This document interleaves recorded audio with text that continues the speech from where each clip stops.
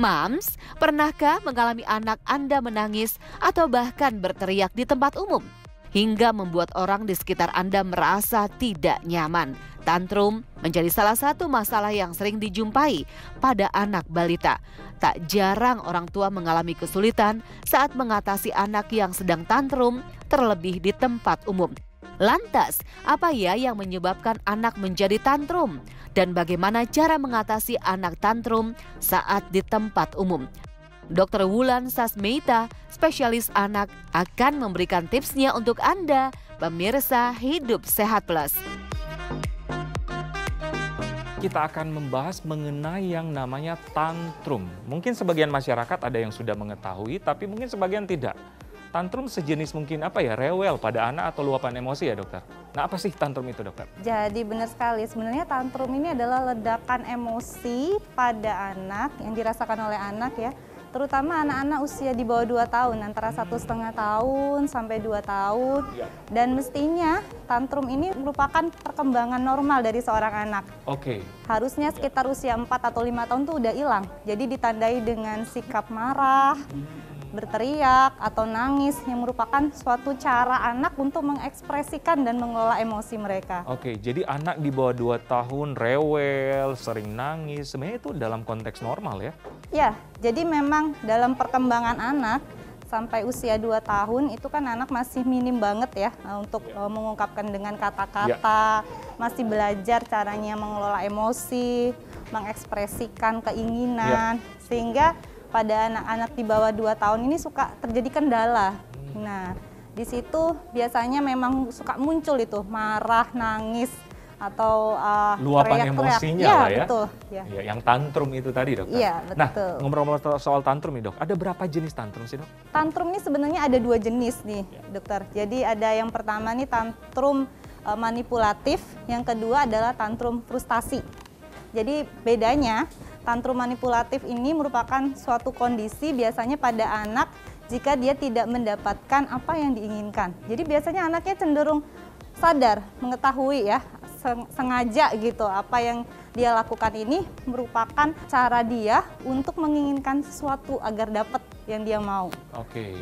Sedangkan tantrum frustasi ini adalah kondisi karena anak ini stres atau emosi dengan suatu kondisi yang ada atau yang dia hadapi saat itu. Misalnya nih dia sedang lapar atau mengantuk atau dia tidak nyaman akan sesuatu tapi dia nggak bisa mengekspresikannya, jadi dia frustasi. Nah itu namanya tantrum frustasi. Oke, berkaitan dengan tadi apa sih penyebab tantrum dokter? Tadi tantrum ini macam-macam ya penyebabnya, misalnya tadi ada saya sebutkan ya rasa tidak nyaman tadi ya, misalnya sedang mengantuk, sedang sakit yang dirasakan tertentu, kemudian lapar, atau misalnya kondisi lingkungan yang berubah, dia nggak nyaman ya. Nah jadi anak biasanya karena sulit mengungkapkan hal itu, cenderung marah atau nangis atau rewel. Dan kondisi lainnya itu misalnya anak ini sebetulnya sudah memasuki tahap perkembangan yang lebih lanjut ya. Jadi anak tersebut sudah mulai berusaha memahami, kira-kira nih saya kalau menginginkan sesuatu atau saya punya keinginan apa, gimana sih caranya saya mendapatkan hal itu, kira-kira apa yang saya lakukan ini mengubah atau mendapatkan tanggapan seperti apa dari lingkungan saya. Jadi misalnya saya nangis, saya minta permen, saya dapat nggak kayak gitu. Oke, ya itu memang luapan emosi ya dokter ya. Gitu. Nah seperti dokter katakan tadi 2 tahun ke bawah ya, mulai menghilang 4-5 tahun. Iya. Nah kalau masih ada gejala-gejala tantrum untuk anak-anak yang sudah lebih dari 4 tahun, apakah bisa dikatakan normal dokter?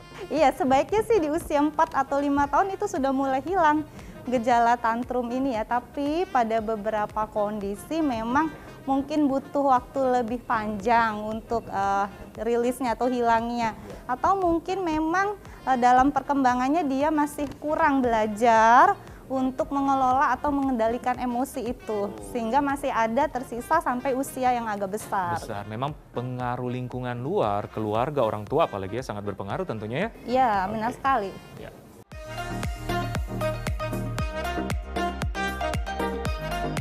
Oke dokter, nah ini fakta mitosnya dokter.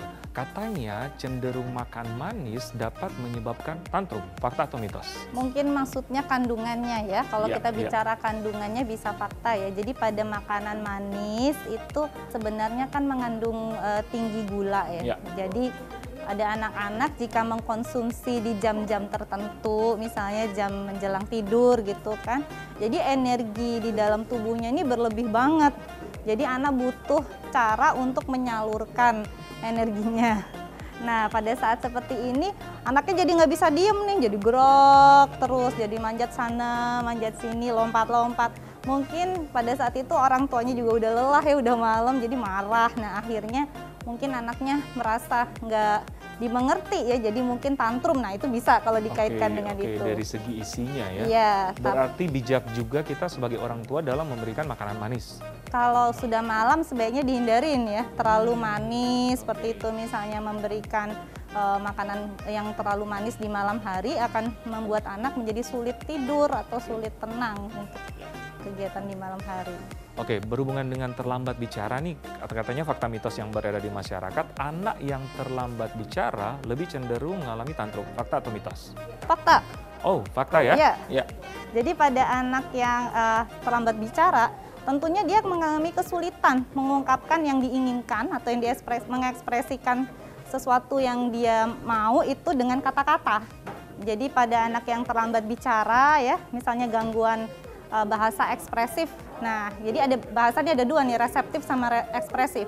Kalau reseptif kan memahami, kalau ekspresif mengungkapkan. Nah, jadi gangguan bahasa ekspresif itu juga mengalami tantrum seringnya. Jadi anaknya karena bingung mau ngomong apa nih, aku pengen itu, tapi sekedar ngomong itu aja susah banget gitu.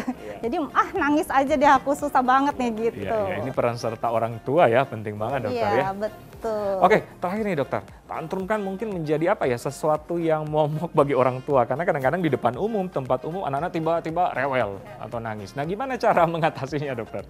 Yang pertama tenang ya, kemudian baru kita menenangkan anaknya gitu. Jadi kalau anaknya ini sedang marah banget, guling-guling atau nangis ya kita bawa dulu ke tempat yang tenang sehingga dia bisa meregulasi emosinya dulu. Nah setelah anaknya tenang mungkin kita peluk ya, kita belai, kemudian sambil ditanya misalnya dia itu jenisnya karena frustasi ya, karena sesuatu yang diinginkan nggak bisa dia ungkapkan misalnya ya.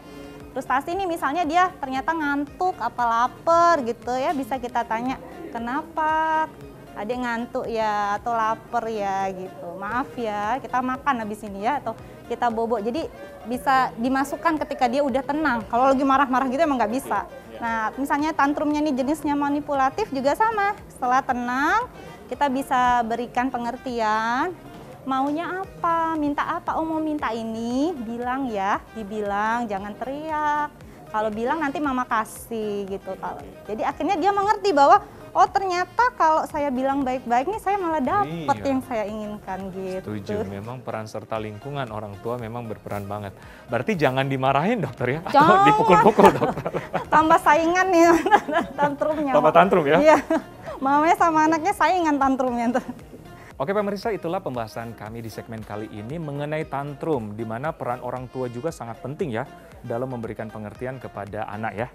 Oke, terima kasih dokter, informasinya Terima kasih. sangat menarik. Baik pemirsa, saya Dr. Ekles bersama Dr. Wulan, spesialis anak untuk Hidup Sehat Plus.